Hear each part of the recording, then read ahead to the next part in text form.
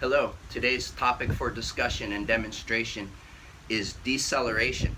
Deceleration is the other side of the coin from acceleration. Another term for acceleration is power production.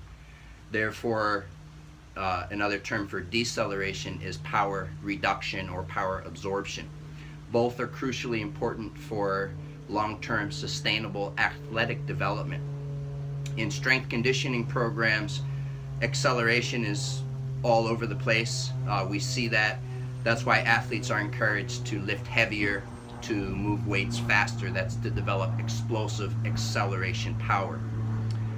However, we also must understand how to train deceleration, or the ability to handle and reduce forces. How that deceleration actually applies in, say, athletics or real life is, let's say an athlete is moving very quickly in a particular direction. They have to suddenly change direction, so they have to first decelerate that moving mass before they can accelerate the mass in the new direction.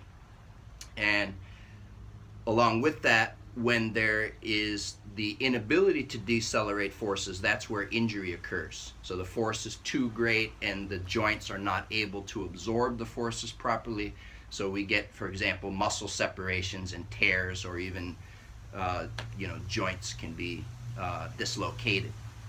So now I'm going to give you a very specific illustration of an example of deceleration.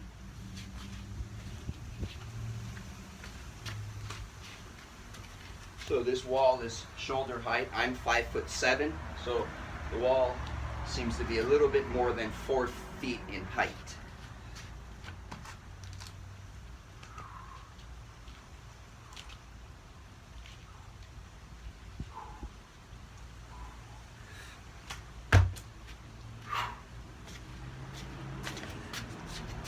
So we see that I decelerated that load onto one leg, and no injury, okay, no problems with the knee. I was able to sufficiently absorb it through that posterior chain, that eccentric loading, glutes and hamstrings, and therefore avoid injury and be able to slow my body down. Now obviously, if someone can do it on one leg, they can much easier do it on 2 legs.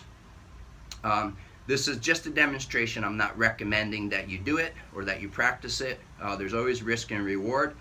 I can do it without any problem, and obviously it makes a dramatic example, but keeping on point, it's really about understanding what your strategy is for learning how to deal with acceleration, how to reduce force, or how to decelerate.